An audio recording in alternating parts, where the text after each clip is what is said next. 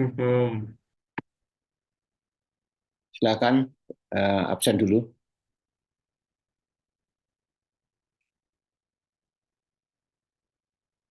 Ya, Beril. Prof, mohon izin untuk dibantu presensi Ya, karena Beril. saya Ada menggunakan. yang ditanyakan, Beril? Iya, Prof. Mohon izin untuk dibantu presensi atas nama Beril, Prof. Ya, ada yang ditanyakan, Beril? Halo?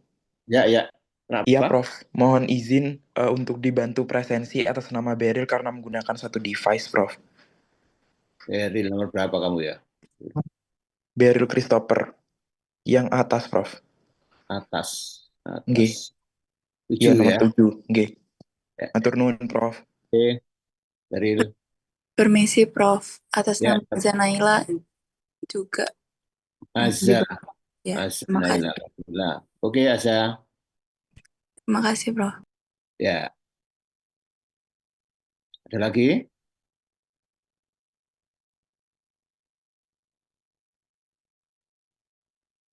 Saya Prof. Atas nama Ishak Surya nomor 6. Bisa nomor 6. Oke. Permisi Nah, Prof, atas nama Nawal, Nawal. nomor 14. Ya, terima kasih Prof. Oke. Ada lagi?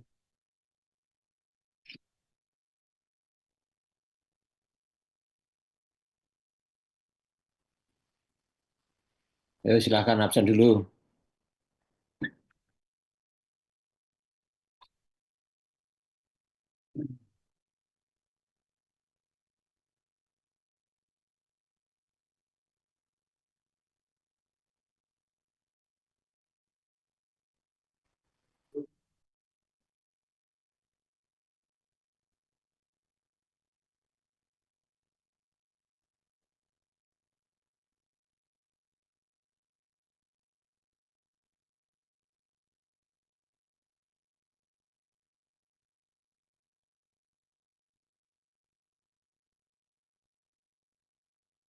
Sudah ini?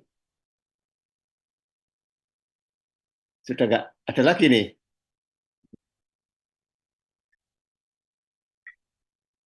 Ya, oke. Yang belum absen ya nanti aja. Ya, oke. Saya tutup ya absennya ya. Bentar ya. Oke.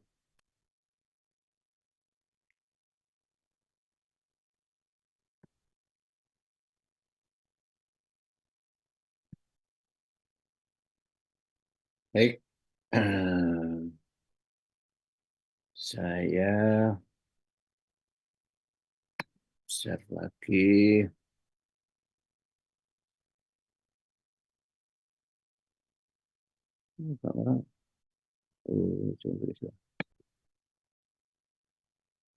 PowerPoint-nya sudah saya berikan ya ke kamu ya. Hmm. Belum Prof. Loh, masa belum? Hmm.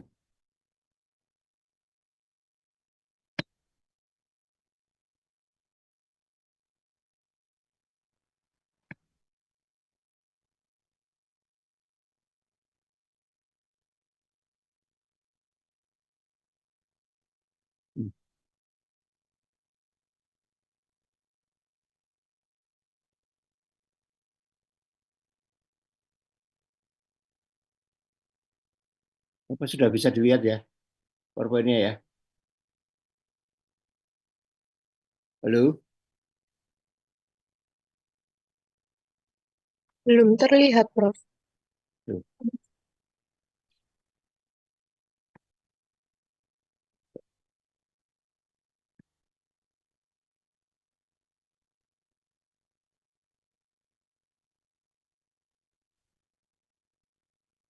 sekarang?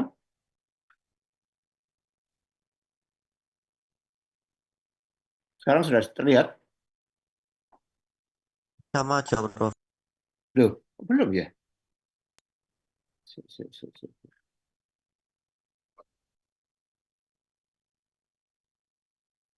Hanya bagian atasnya saja, Prof, yang kelihatan. Oh,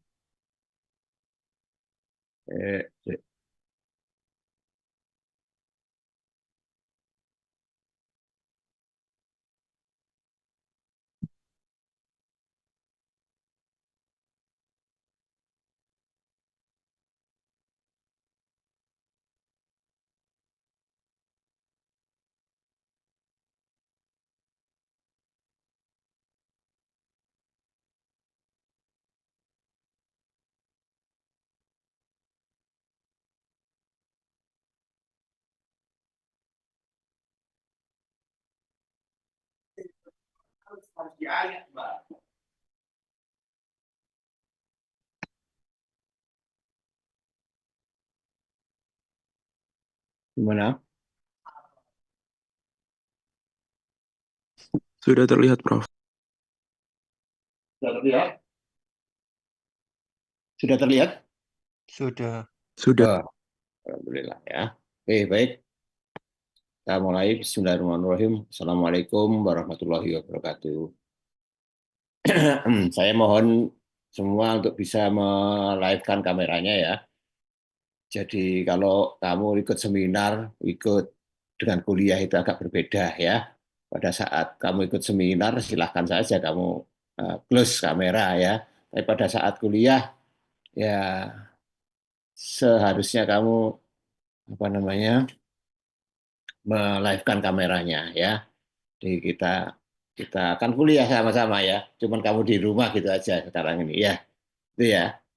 Sudah ada kemudahan, makanya saya minta untuk eh, kameranya di live kan ya.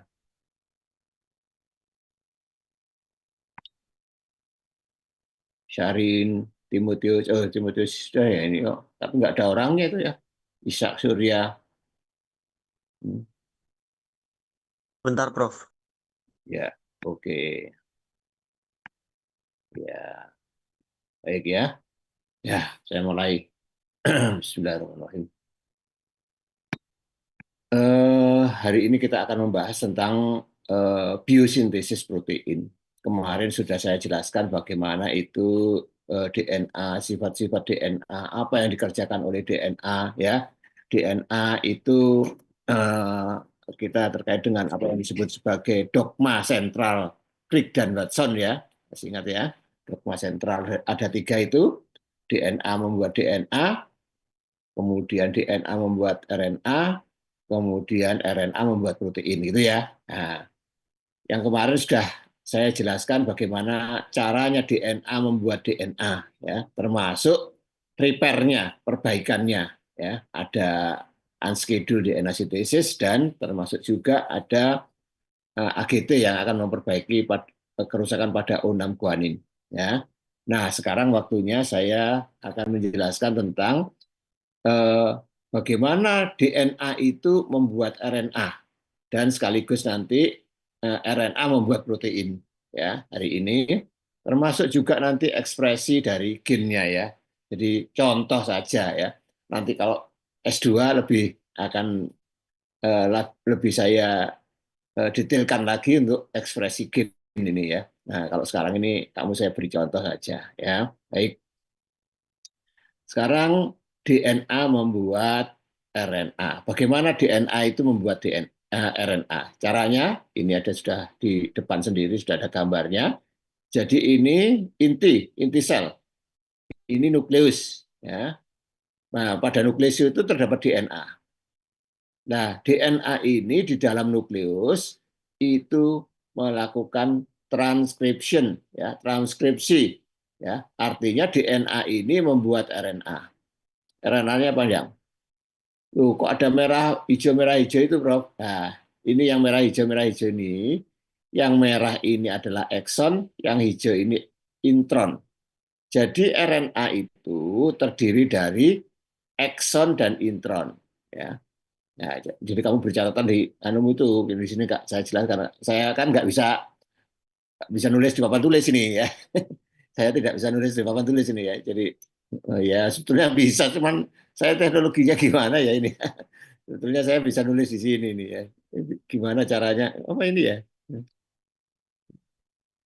Pen ya, coba ya. Bisa enggak ya? Oh bisa. Tapi menulisnya agak sulit ya. Intron. Nulisnya agak sulit. Intron dan ekson. Ya. Kalau diganti anu bisa enggak ya?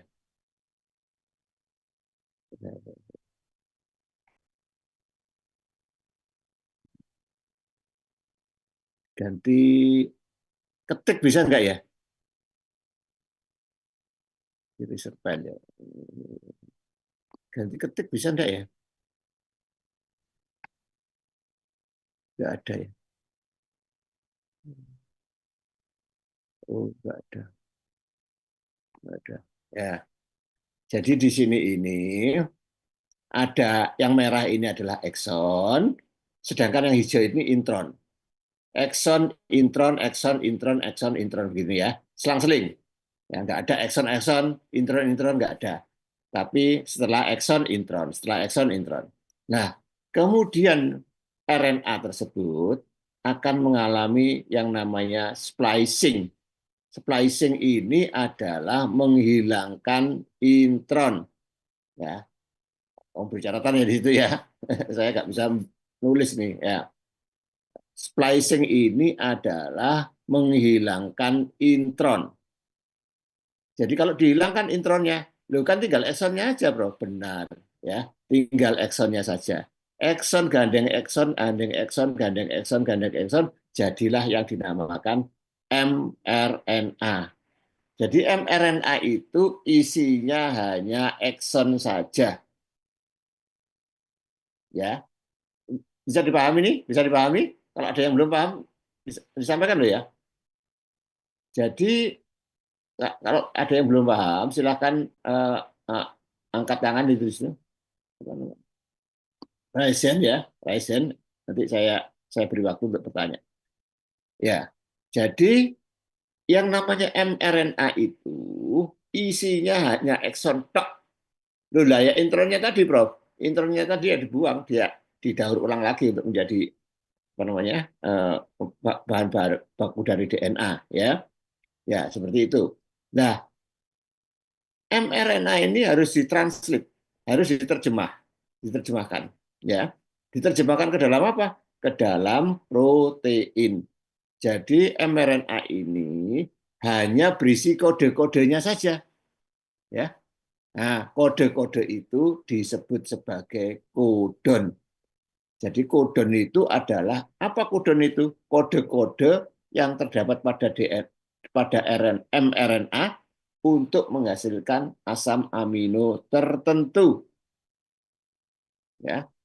Jadi asam aminonya sudah tertentu, ada kode-kodenya ya di dalam mRNA itu. Nah, kode-kode itu disebut sebagai kodon. Jadi kodon itu hanya terdapat pada mRNA. Nanti ada 3 macam ya. RNA itu ada mRNA, tRNA, dan rRNA. Ya, itu ya. Ini kita bahas dulu mRNA ya. Yang berisi kode-kode. Kode-kode ini tentu berasal dari DNA. Ya, karena dia merupakan transkripsi dari DNA. Ya, setelah mengalami splicing, maka jadilah kode-kode itu di dalam mRNA. Nah, karena sintesis protein itu tidak di nukleus, tidak di dalam inti sel, ya, maka mRNA ini harus keluar dari inti sel. Keluar. Nah, kalau mRNA biasa itu keluar dari inti sel biasa, hancur itu mRNA-nya itu. Makanya sebelum keluar, mRNA ini diberi cap, diberi topi. Nah, di sininya diberi, di ujung ini diberi topi, di belakang di sini diberi ekor. Ekornya dinamakan poli A. Ya. Membacanya poli E. Ya. Poli E itu bukan E ya, A ya. Poli E. Ya. Ekornya ini adalah poli E, sedangkan ini diberi topi cap. Ya. Ya, cap ya. Nah, kemudian baru kalau sudah diberi topi dan diberi ekor, ini aman kalau keluar dari inti sel. Ya, maka dikeluarkanlah mRNA ini keluar inti sel di dalam sitoplasma. Nah, sekarang sudah berada di dalam sitoplasma, mRNA ini ditranslate menjadi protein. Ya, tuh kok bisa langsung dari protein? Ya asam amino, asam amino, asam amino. Asam amino itu kalau bergabung namanya protein. Jadi asam amino itu kalau gandengan satu dengan yang lain, ya kita sebut sebagai protein. Gitu ya. Nah, protein inilah yang digunakan untuk mengatur seluruh kehidupanmu. Ya.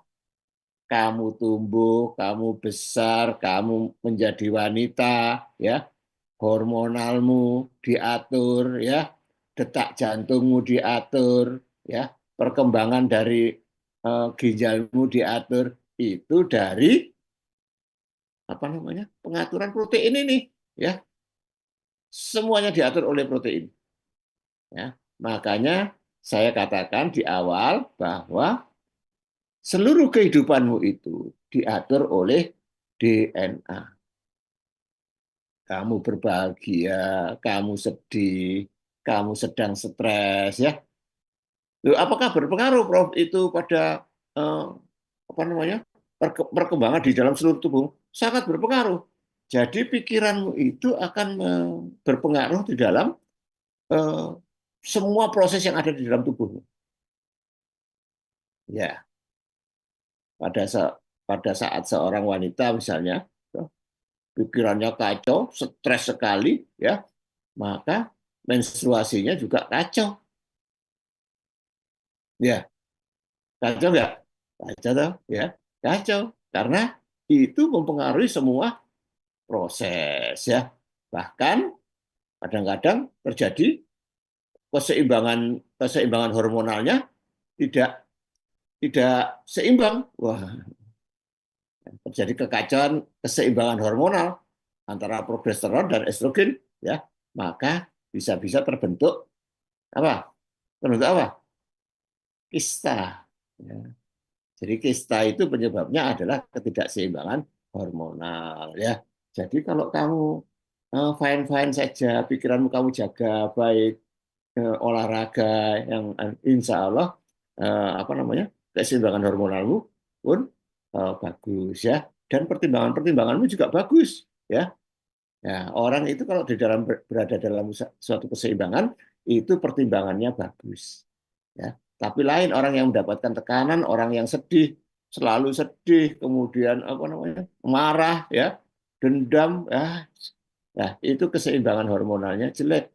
Nah, makanya sering, oh, eh, Diana ini sekarang sensitif misalnya, ya.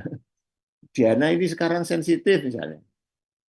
Oh, Ani Anin dia ini sekarang sensitif loh. Nah, hati-hati kalau guyon dengan Anindya, ya. Misalnya seperti itu, ya. Karena keseimbangan hormonalnya terganggu, maka orang menjadi sensitif, mudah marah, ya, mudah tersinggung, ya. Wong biasa saja kok, biasanya guyon begitu nggak masalah kok. Ini kok tersinggung. Nah, ini, ya. Ya, ya. Itu karena hormonal, ya. Itu yang mengatur hormon. Kamu mudah tersinggung atau tidak, mudah ketawa, mudah bergaul, itu hormonal, ya, hormonal. Oke. Nah, akhirnya dia menjadi protein. Protein inilah yang mengatur, ya. Oke, dari sini ada yang ditanyakan? Jelas kira-kira? Gimana? Jelas, Prof. Ya, oke. Ya. Baik, saya lanjutkan, ya. Ini nggak bisa, ya. Karena harus dian kan. Otomatis. Ya. Jadi, seperti yang saya sampaikan tadi, RNA itu tidak hanya satu. RNA itu ada mRNA, ada rRNA, ada tRNA. Tadi yang saya bahas tadi adalah mRNA, ya. Jadi mRNA ini yang punya kode-kode genetik. Kode-kodenya sorry. Sorry,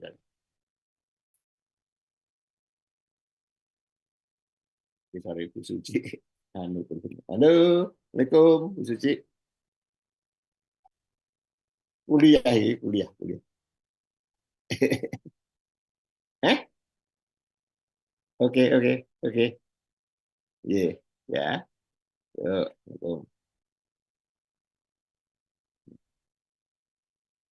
Jadi ada 3 macam mRNA yang sudah saya jelaskan tadi yang berisi kode-kode genetik.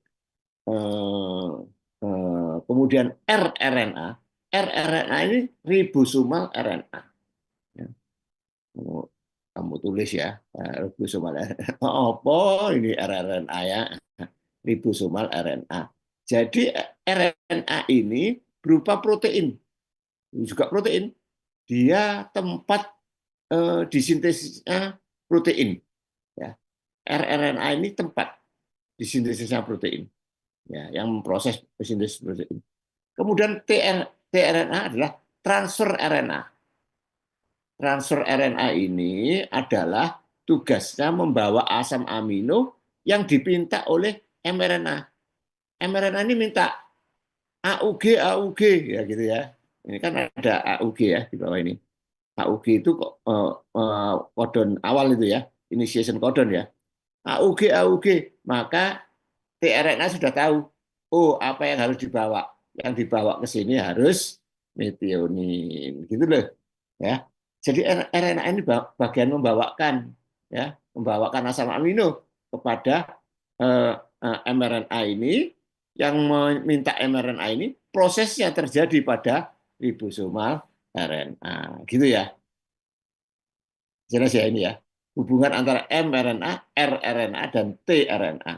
Jadi mRNA itu kodenya, ribosomal RNA tempatnya, transfer RNA yang bagian namanya saja sudah transfer ya, maka dia bagian membawa asam amino yang diminta oleh mRNA ini.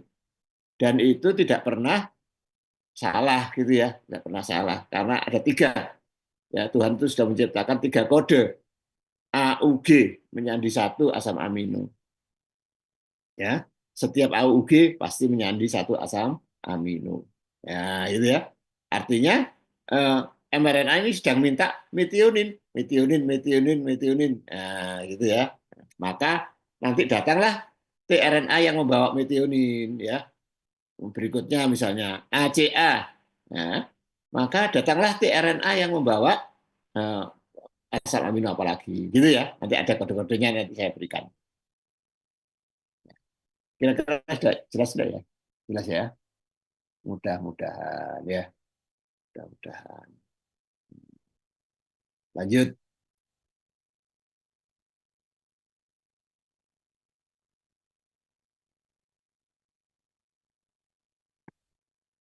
Ya, ada beberapa yang tentang biosintesis protein. Transkripsi DNA ke RNA. Jadi prosesnya adalah yang pertama, RNA polimerase mengurai untai DNA secara transien. Transien itu apa, Bro? Transien itu sekejap, sementara saja. Ya, RNA polimerase itu membuka untai DNA. Kenapa dibuka? Ya harus dibuka agar bisa dibaca. Ya, kalau nggak dibuka nggak bisa dibaca itu ya.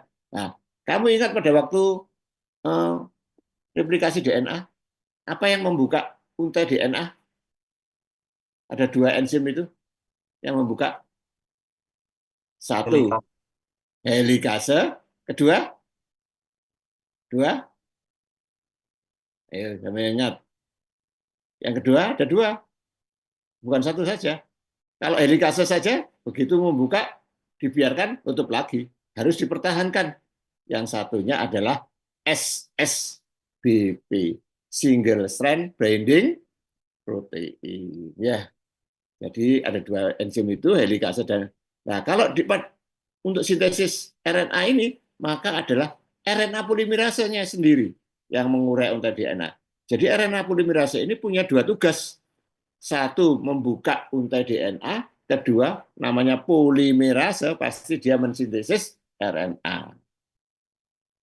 DNA polimerase berarti mensintesis DNA. Ya, gitu ya. Polimerase itu mensintesis RNA. Nah, kemudian mengurai untai DNA secara transien. Iya, karena nggak ada SSBP-nya di sini. Kalau pada DNA ada SSBP-nya, buka terus. Ya, kalau DNA buka terus. Tetapi kalau pada RNA tidak, hanya sekejap saja. Ya, begitu ditinggalkan RNA polimerase, nutup lagi DNA-nya. Ya. Yang kedua, hanya 1 strand DNA saja yang ditransit. Jadi DNA itu kan ada 2, ya, double strand. Nah, ini hanya 1 saja yang ditransit.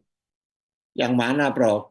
Nah, yang bawah atau yang atas? Bukan yang bawah, yang atas ya. DNA itu kan mungker-mungker, nggak karu-karuan begitu ya. Ya ada yang kiri ya ke kanan, ada yang miring ke, ya miringnya nggak karu-karuan, bukan begitu ya.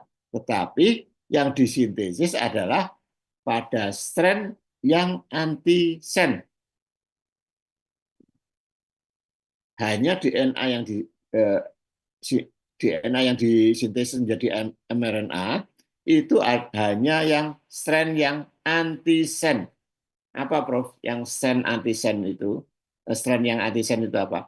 Strand yang anti-strand adalah strand yang arah pembacaannya berlawanan dengan arah membukanya DNA.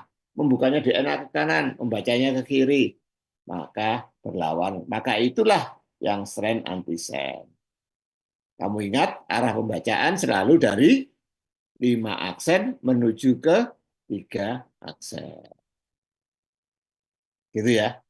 Arah pembacaan selalu dari 5 aksen menuju ke 3 aksen.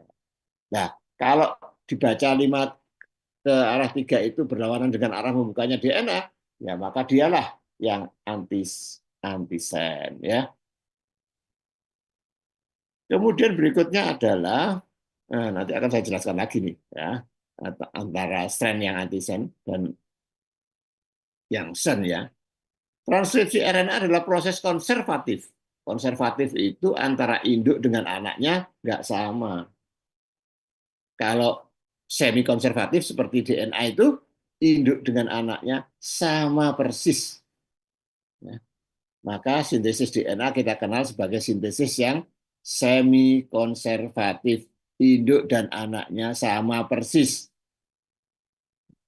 Kamu dengan ibumu prosesnya konservatif. Kamu dengan ibumu lain. Gitu ya. Jadi kalau anak dengan induknya itu berbeda, maka prosesnya adalah konservatif. Kok bisa berbeda, Bro? DNA dengan RNA. DNA itu ribose gulanya. DNA deoksiribose. Ya, lain loh. Ribose dan deoksiribose.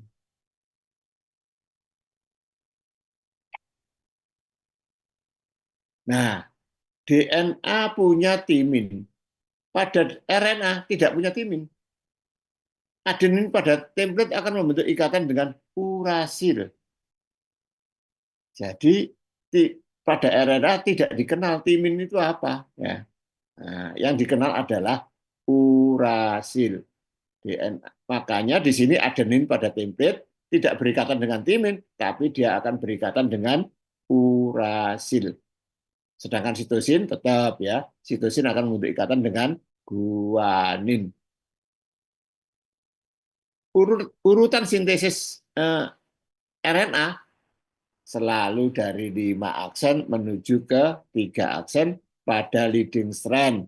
Jadi kalau DNA-nya itu antisen, ya, maka RNA-nya pada leading strand.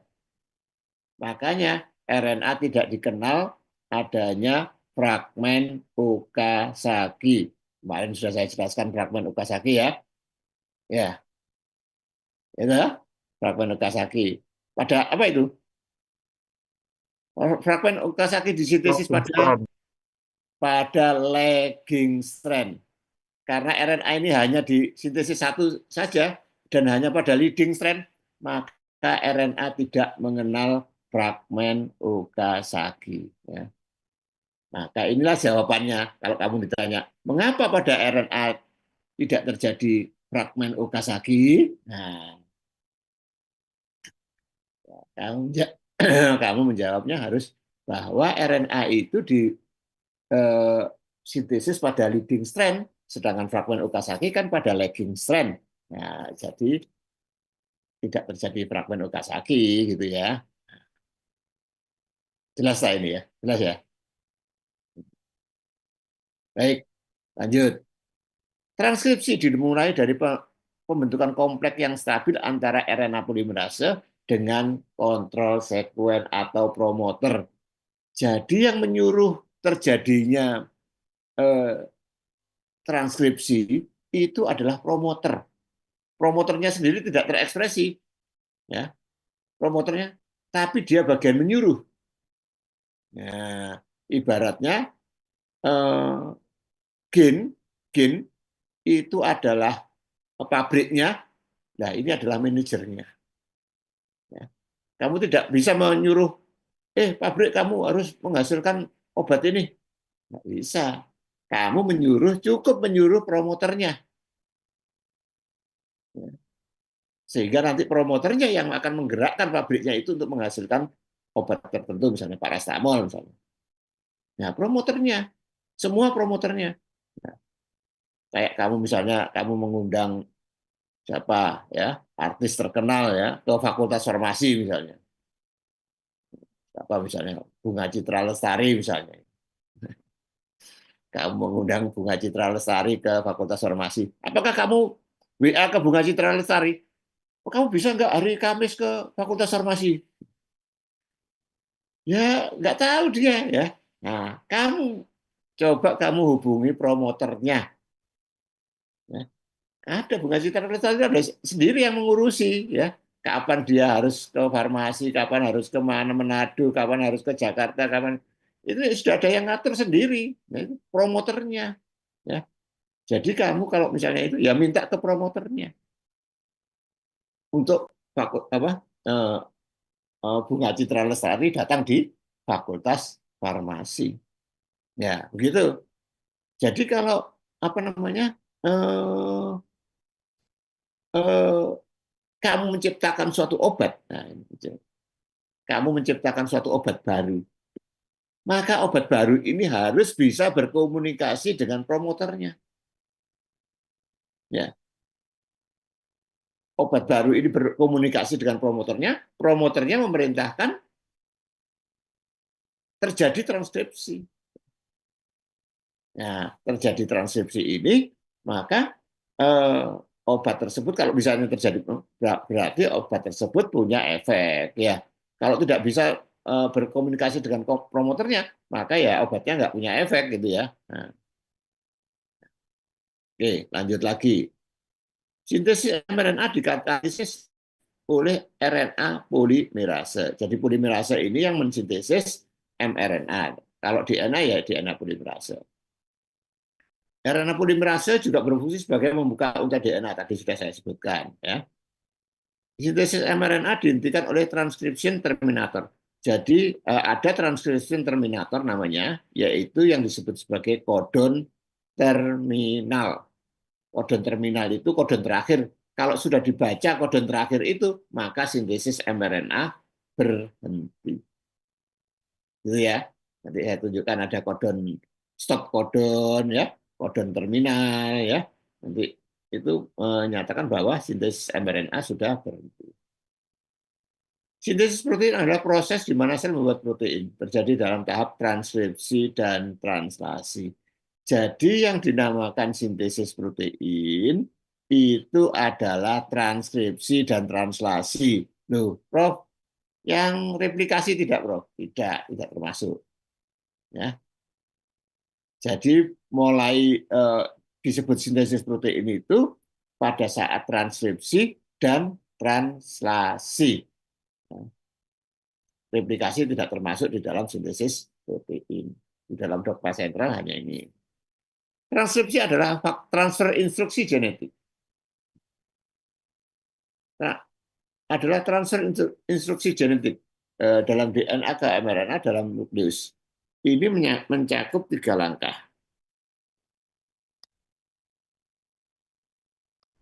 Ya, inisiasi, elongasi, dan terminasi. Setelah mRNA diproses, ia membawa instruksi ke ribosom di sitoplasma. Ya. Translasi terjadi di ribosom yang terdiri dari RNA dan protein. Ya. Dalam transaksi instruksi mRNA dibaca dan tRNA membawa urutan asam amino yang benar ke ribosom. Kemudian RNA membantu membentuk ikatan antara asam amino menghasilkan rantai polipeptida. Ya, ini prosesnya ya. Setelah rantai polipeptida disintesis, maka ada kemungkinan menjadi ya. Jadi kalau sudah terjadi protein jadi ya, itu bisa mengalami pemotongan, pelipatan ya dan sebagainya. Ya. Masih bisa mengalami proses yang lain. Jadi di dalam DNA untuk sintesis mRNA itu ada dua. Ada strand yang sense ya, ada strand yang sense, ada yang antisense ya. Kalau ini membukanya ke kanan ya, maka yang membacanya searah dengan arah membukanya DNA disebut sense. Ini 5, ini 3, maka membacanya ke kanan. Maka dia disebut sebagai sense. Ini 5, ini 3, membacanya ke kiri. Padahal membukanya ke kanan, maka ini disebut sebagai antisense. Ini nanti sintesisnya mulai dari yang 5, ya, ini dari yang dari sini 3 aksen, tapi ininya kan 5 aksen, ya, karena berlawanan. Ya, terus ini ada ribonukleotida, ya, dibangun terus ke sana terus ya, sampai nanti pada saat RNA ini sudah selesai, maka RNA ini nutup lagi. Begitu selesai nutup, ya, RNA-nya lepas.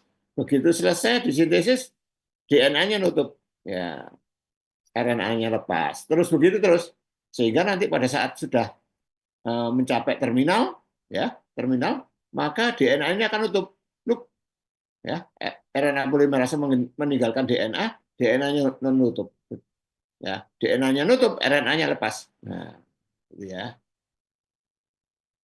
Inilah proses sintesis RNA. Ya, ini gambarannya lebihannya. Jadi bukanya itu enggak buka semua enggak ya. Tapi bukanya itu sedikit-sedikit ya. Pada saat ada RNA polimerase ini RNA polimerase yang coklat ini ya. DNA-nya masih buka. Tapi nanti kalau RNA polimerase sudah pergi, maka DNA-nya akan tutup lagi ya. Maka dia membukanya hanya transien ya. Ya, ini RNA transkrip. Ini disintesis pada strand yang antisen ya. Oke, lanjut. Nah, coba ini tentukan mana yang sen, mana yang antisen ini. Kalau arah membukanya DNA ke kanan, ini ada DNA double strand seperti ini ya. Mana yang sen, mana yang antisen, yang atas atau yang bawah. Ini ada Sense yang atas. sen, Sense yang bawah. antisen yang bawah, sen yang atas. Sense yang bawah, anti-sense yang atas. Antisen yang atas, sen yang bawah. Coba kita lihat.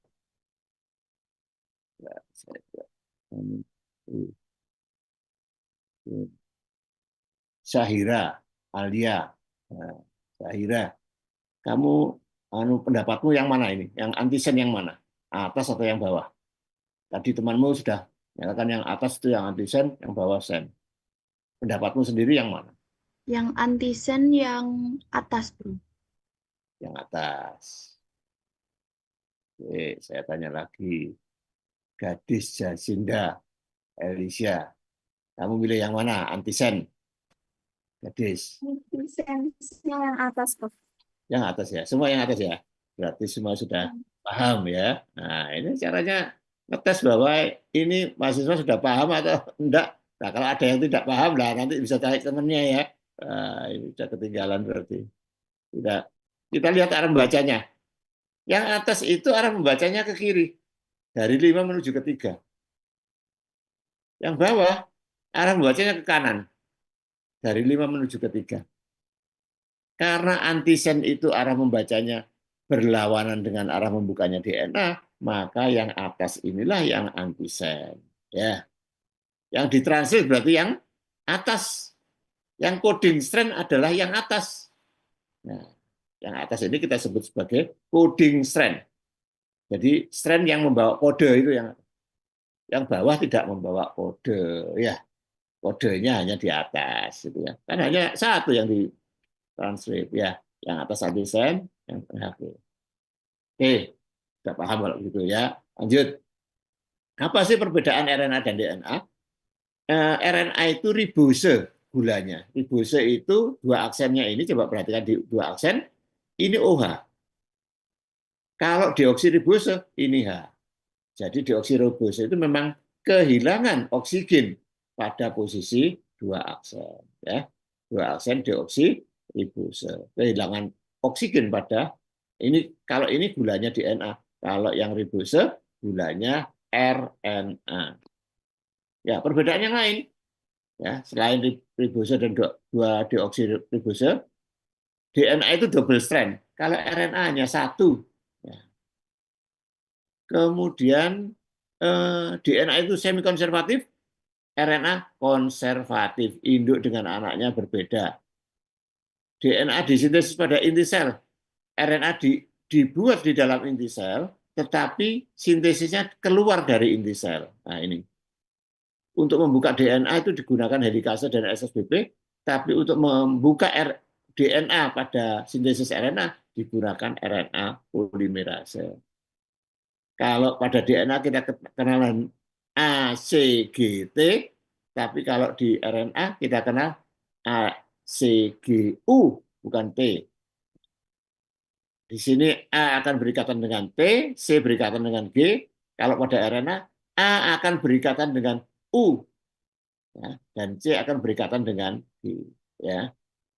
C dan G-nya sama, cuman T-nya ini diganti dengan U. Oke, lanjut. Ya. Apa bedanya sih, Prof, timin dengan urasil itu? Timin dengan urasil itu hampir sama. Hampir sama persis. Hanya berbedanya pada gugus metil ini. Di posisi apa ini? Posisi meta, ya. Pada posisi meta. Ini gugus metil ini. Kalau ada gugus metilnya, maka namanya timin. Tapi kalau nggak ada gugus metilnya, maka namanya urasil. Nah, itu bedanya. Kalau yang lain sama, ya. Yang lain sama. Ini apa namanya, dogma sentral Crick dan Watson. RNA di sini akan menghasilkan mRNA. mRNA. Bukan rRNA, bukan tRNA loh, ya. RNA di sini menghasilkan mRNA. Yang dimaksud dengan dogma sentral dari Crick dan Watson itu, RNA itu adalah mRNA yang membawa kode genetik. Nah, tadi, ya. Jadi RNA begitu disintesis, ya, itu menjadi, namanya bisa juga disebut, selain RNA disebut juga pre-mRNA, ya. Sebelum mRNA, sama saja RNA atau sebelum mRNA. Nah, di dalam RNA itu ada ekson, intron ini selang-seling, ya. Kuning, hijau, ya. Nah, selang-seling semua. Nah, nanti dia akan mengalami splicing, ya. Splicing atau penghilangan intron, itu tinggal ekson tok. Ekson gandeng ekson, ekson 1, gandeng ekson 2, gandeng ekson 3, gandeng ekson 4, gandeng ekson 5, terus itu, ya. Nah, gandeng, ya. Nah, ini sudah jadi mRNA. Nah, mRNA ini kalau dikeluarkan ke dalam sitoplasma, hancur ini, nggak bisa dikeluarkan di dalam sitoplasma. Maka mRNA ini diberi topi, capping, ya, di capping pada 5 aksen, ya. Dan diberi ekor, ini ekornya polyadenylation, ya. Jadi itu urutannya A terus, ya. Namanya poly A, ya. Ya, maksudnya Tuhan bagaimana itu, ya. Pokoknya A gitu aja, ya. Nah, itu disebut apa namanya ini. Nah, jadi seperti begini, DNA itu ekson, intron, ya. Nanti RNA-nya juga ada ekson, intronnya, ya. Jadi yang ekson saja itu dikumpulkan jadilah mRNA. mRNA inilah yang akan menjadi protein nantinya, ya, bukan RNA loh, ya, tapi mRNA nanti yang akan menjadi protein. Lanjut. Ya. Nah, ini tadi yang promoter ya. Jadi ada dua macam. Satu ini regulator gain atau ada promoternya juga, ada struktural gain. Nah, struktural gain itu yang akan menghasilkan mRNA. Kalau ini hanya manajemen saja, tidak menghasilkan mRNA, tidak ditranskrip. Jadi kodon awal, initiation kodon itu mulai dari awalnya A ini. Potongan-potongan ini, potongan ekson ini ya, nah, nanti akan menjadi protein ya, seperti ini ya. Nah, tapi ekspresi dari suatu gen itu dipengaruhi oleh promoternya. Ya. Jadi promoter ini memegang peranan penting. Jadi kalau kamu menciptakan suatu obat, kamu membuat suatu obat baru itu harus bisa berinteraksi dengan promoternya, ya, atau regulator gen di sini nih, ya. Nah, kalau bisa berinteraksi maka akan dihasilkan struktur. Atau berinteraksi dengan promoternya untuk menghambat proses ekspresinya. Jadi ada dua macam, bisa obat itu dimaksudkan untuk menghambat atau meningkatkan ekspresinya. Ya. Nah, ini adalah tRNA. tRNA. tRNA ini cirinya ada dua bagian. Yang pertama adalah yang disebut sebagai amino acid site attachment site. Jadi tempat melekatnya asam amino yang di sini, pojok sini ya. Ini tempat melekatnya asam amino. Kemudian ada tiga asam amino, tiga nukleotida di sini bawah sini, ya. Nah, ini kebalikannya dari kodon, makanya dia disebut sebagai antikodon. Kalau kodon itu ada pada mRNA, kalau antikodon ada pada tRNA. Sebab ini untuk membaca keinginan dari mRNA apa, ya, nah, dicocokkan dengan antikodonnya. Nah, dengan bawaannya ini nanti bawaannya apa, asam aminonya apa, nanti antikodonnya ini dicocokkan dengan kodon dari mRNA, kemudian asam aminonya diberikan. Ya, jadi ciri dari tRNA ada dua.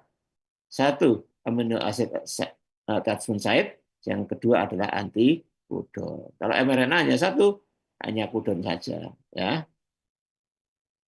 Oke, lanjut. Nah, ini ya. Nah, jadi nanti melekatnya begini. Ini kodonnya, misalnya kodonnya GCC. Ini 5 aksen, ini 3 aksen. Nah, ini antikodon yang sesuai. Antikodonnya apa ini? Antikodonnya bukan CGG loh ya. Antikodonnya bukan CGG. Elizabeth Ivana. Antikodonnya apa ini?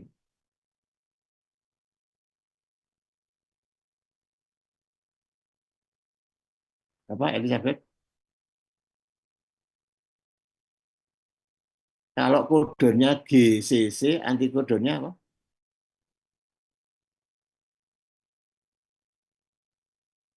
Jangan lupa bahwa ini harus berlawanan ya.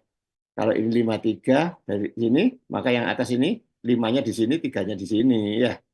Maka kodonnya GCC, antikodonnya adalah GGC. Jelas? Jelas? Kebalikannya ya. Coba. Kalau kodonnya itu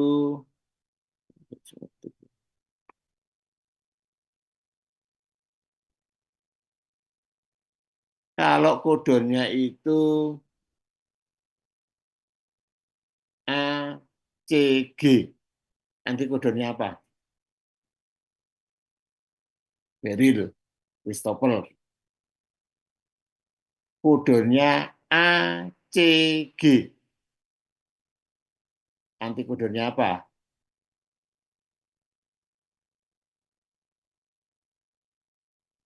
Sebentar ya, Prof. Ya, Listen. Agak ditulis angel. Ya. ACG. Ini yang antikodon ya, Prof ya? Ya, antikodonnya. CGU, Prof. CGU ya, benar. Ya. Harus terbalik loh ya membacanya ya. Iya, Prof. Ya, jadi seperti Beril tadi ya. Jadi antikodon itu membacanya berlawanan dengan kodonnya. Ya, sih satu lagi sih. Kalau kodonnya itu eh, CAC, coba Anggun Febi, antikodonnya apa? Anggun, ada nggak orangnya ini?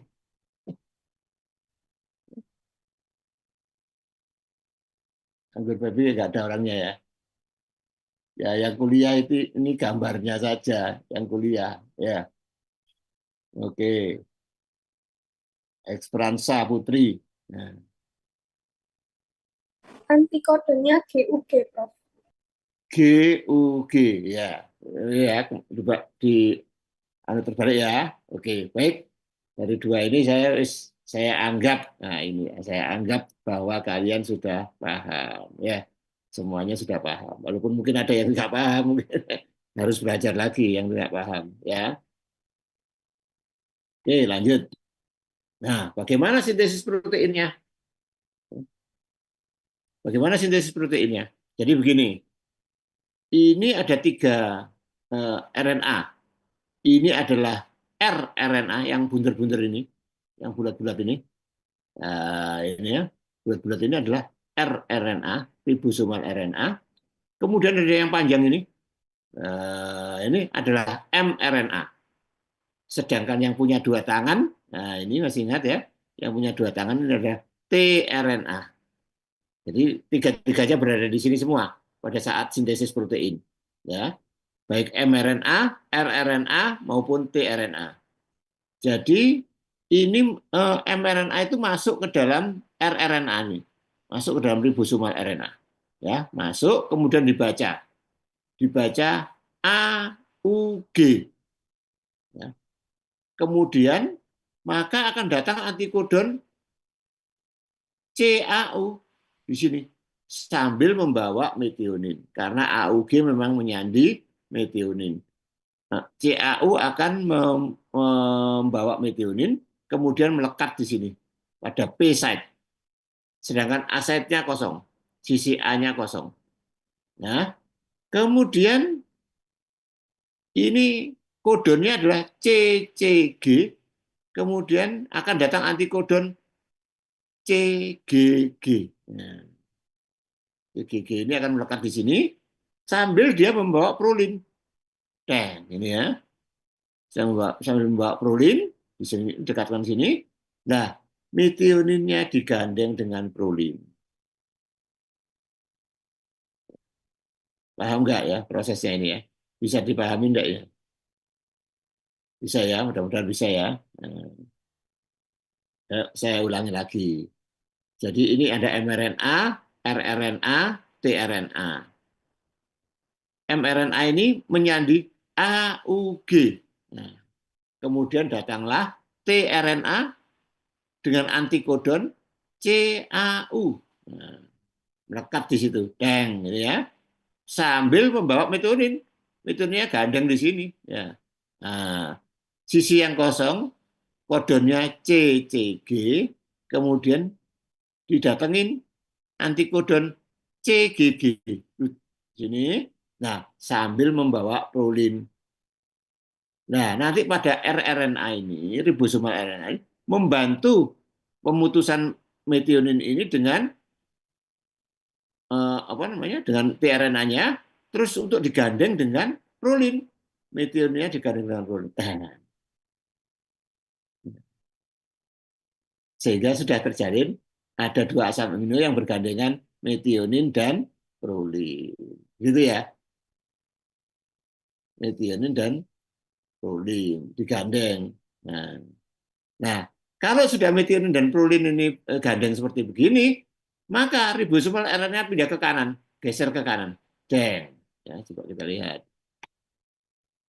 Nah, kalau pindah ke kanan kan ini kosong, asetnya kosong. Maka ada kodon UAU yang terbaca. Ya, maka akan manggil antikodon AUA melekat sini. Teng. Sambil membawa tirosin. Nah, prolinnya digandeng dengan tirosin. Teng. Loh, kok gampang dilepas ya Prof ini ikatan dengan tRNA ini antara asam amino dengan benar udah dilepas karena dia ikatannya ikatan ester. Tahu ya, ikatan ester ya. Kamu esterifikasi ya. Nah, udah lepas ikatan ester. Prolin digandeng dengan tirosin. Dan ini bergeser ke kanan lagi. Dan terus ya. This process repeated until reaching a stop codon. Kalau sudah mencapai stop codon, berhentilah sintesis proteinnya. Dan proteinnya dilepas ke dalam sitoplasma. Gitu. Ya. Bisa dipahami ya? Nah, ini. Jadi, kodon itu menyandi asam amino tertentu. Ini nggak perlu dihafalkan. Nanti kalau di ujian misalnya saya minta untuk membuat proteinnya, ya, maka tabel ini pasti akan saya tampilkan. Ya. Jadi, ada beberapa yang perlu kalian ketahui adalah AUG. Khusus AUG ini adalah disebut sebagai initiation codon. Dan sekaligus AUG ini menyandi methionine. Loh, kalau begitu semua protein itu awalnya methionine, Prof. Benar. Semua protein yang ada di dunia ini awalnya pasti methionine. Mengapa? Karena menyandi AUG ini menyandi methionine dan AUG ini dinyatakan sebagai initiation codon. Tuh, kok saya pernah menjumpai itu ada protein yang tidak mulainya dari awalnya tidak methionine, Prof. Oh, itu sudah mengalami pemotongan, sudah mengalami pemrosesan. Ya, protein itu. Tapi awalnya sendiri pada saat dia dibentuk pertama kalinya ada methioninnya. Nah, karena dipotong, karena digabung ya, maka dia tidak ada methioninnya. Tetapi yang aslinya awal pembentukannya itu pasti methionin. Di dunia ini semua methionin. Ya, baik proteinnya kanguru, proteinnya harimau, ya, proteinnya gajah, ya, semuanya methionin. Itu ya. Tuhan itu kalau menciptakan apa namanya kode itu ya, berlaku untuk seluruh umat di dunia, ya. Nah, kemudian ada stop codonnya itu ada tiga kode. UAA stop codon, UAG stop codon, UGA juga stop codon. Itu. Loh, Prof, kalau misalnya ada yang mutasi-mutasi itu, ya, DNA-nya mutasi. Nah, kalau DNA-nya mutasi kemudian terjadi stop codon, maka ya tetap berhenti. Tidak kenal itu mutasi apa tidak mutasi, DNA itu aturannya satu. Ya, aturan dari Tuhan itu satu. Pokoknya ada UAA, UAG, UGA, stop, berhenti. Nah, kalau baru sintesis kemudian terjadi mutasi di situ, terjadi stop codon bagaimana? Ya nggak jadi disintesis ya, karena harus berhenti di situ. Ya itulah, ya, sintesis protein. Jadi akan berhenti di apa namanya stop codon, ya. Baik. Jadi ada prolin, ada. Nah, coba kamu perhatikan satu kodon pasti menyandi satu asam amino, nggak mungkin dua. Satu kodon loh ya. Coba lihat, ada nggak yang satu kodon menyandi dua asam amino? Nggak ada. satu codon pasti hanya menyandi satu asam amino. Tapi jangan dibalik. Satu asam amino bisa disandi oleh beberapa codon. Ya, contohnya leusin. Leusin. CUU ya leusin. CUC ya leusin. CUA ya leusin. CUG leusin. Bahkan UAA itu juga leusin. UUG juga leusin. Jadi satu asam amino bisa disandi oleh beberapa codon. Ya. Tetapi satu codon hanya menyandi satu asam amino. Ya, nggak bolak-balik loh ya. Apa ada Prof yang satu asam amino dua apa satu codon dua asam amino? Nggak ada. Nggak ada. Satu codon dua asam amino nggak ada. Satu codon hanya satu asam amino. Tetapi satu asam amino bisa banyak codon. Ya, jelas ya? Oke, lanjut. Nah, coba ini. Contoh sekalian dengan ekspresinya. Ekspresi proteinnya. Nah, lihat. Ya, ini ada DNA begini ya. Arah membukanya ke kanan. Ini mana yang akan menjadi antisen? Yang Bawah. kuning atau yang bawah? Atas. Yang atas. Atas, Prof. Yang atas. Yang atas, Prof. Oh, ada yang atas, ada yang bawah. Ini gimana ini? Atas.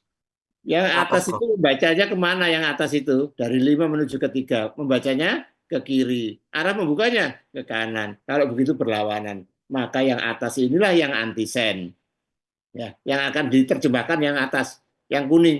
Yang biru tidak diterjemahkan. Ya. Menjadi non-coding strand yang biru. Sedangkan yang kuning menjadi coding strand. Jelas ya? Nah, ini ya.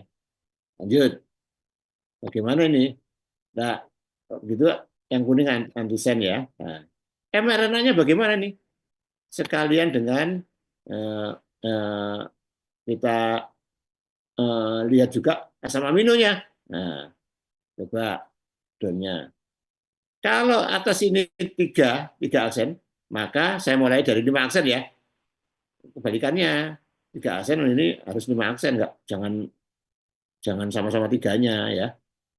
TAC kodonnya ini apa namanya? TAC ini akan menghasilkan mRNA apa ini? T itu berikatan dengan A. A berikatan dengan enggak ada T, U ya. C akan berikatan dengan G. Berarti TAC ini akan menghasilkan mRNA AUG. AUG kita cari di atas tadi ya. Sorry. AUG. Nah, AUG apa? Menyandi apa? Metionin. Maka di sini dipasang apa namanya? Dipasang ininya metionin. Ya, AUG metionin. Kemudian berikutnya GCC. Ya.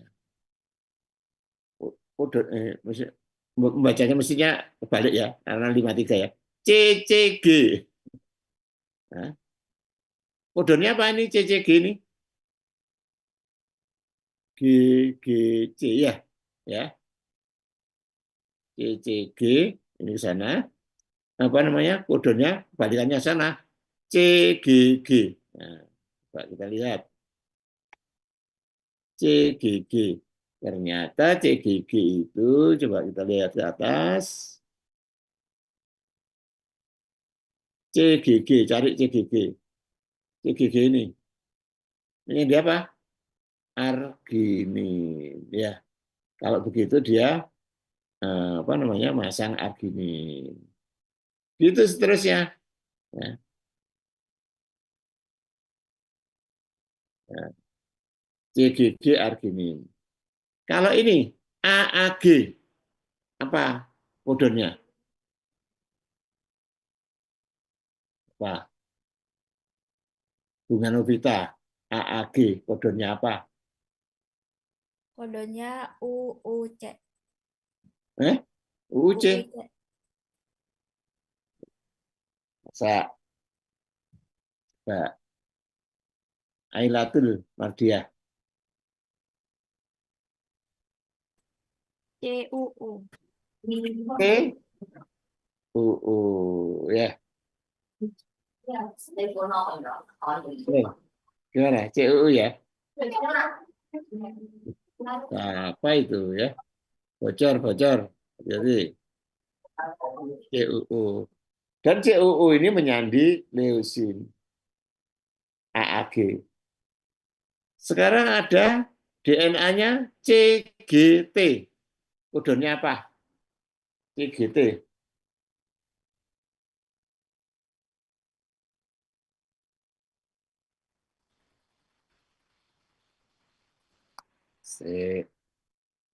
Zahira Alia Siva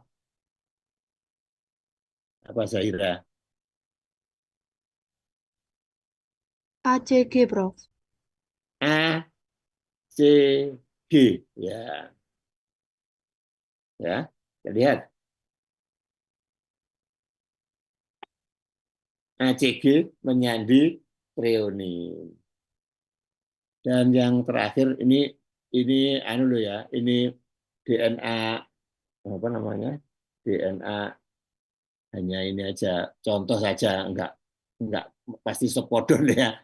Nah, CTT apa kodenya? CTT AG, Prof. AAG ya. Coba kita lihat AG. Ya, dan menyandi kalau kamu lihat ke atas tadi menyandi lisin. Nah, kalau begitu proteinnya apa, Prof? Harus 53 loh ya, harus baca dari 53.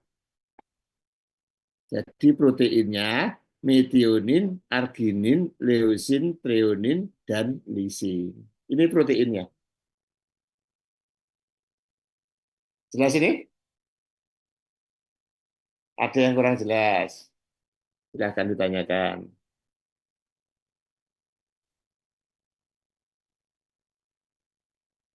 Ya, gimana? Jelas ya? Oke. Mudah-mudahan jelas. Nah, kalau ini ada strand A dan strand B. Arah membukanya saya buat ke kiri. Nih. Nah, mana yang antisen? Yang bawah, Prof. Yang A atau yang B? Yang B. Yang B. Semua bisa? Semua bisa?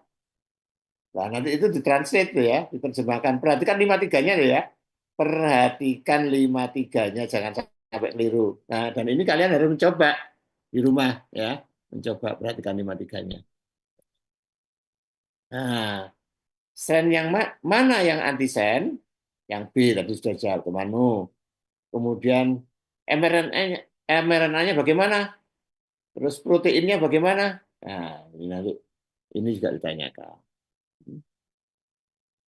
Kalau lihat ada jawabannya enggak? Enggak ada jawabannya. Berarti PR. Ya. Jadi ini nanti PR ya.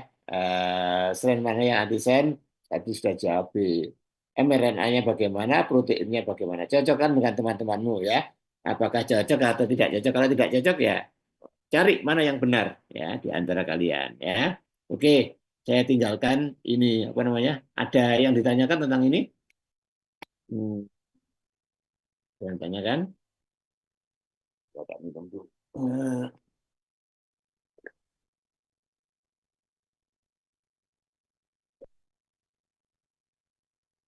Baik,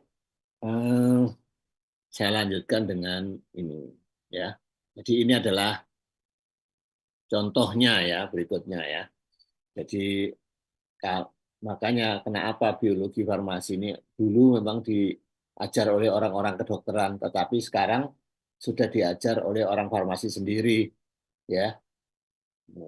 Kenapa? Ya orang kedokteran nggak bisa memberikan contoh untuk farmasi lah ya. Tidak bisa memberikan contoh kegunaannya untuk bidang farmasi ya. Makanya nanti kamu kehilangan makna ya, kehilangan filosofinya ya. Maka di sini saya beri filosofinya ini untuk apa sih belajar itu tadi, Prof? Gini, contoh ini ada suatu gen namanya itu sirtuin 3. Gen ini namanya sirtuin 3. Ya. Gen ini gen ini berada di dalam mitokondria.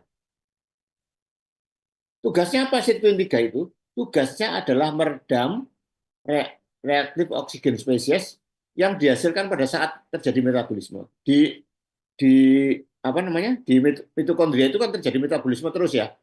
Maka akan dihasilkan ROS terus. Akan dihasilkan ROS.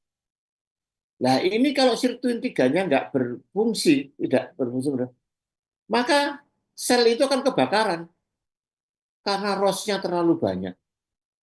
Ya, maka yang bagian meredam ROS-nya itu adalah sirtuin 3.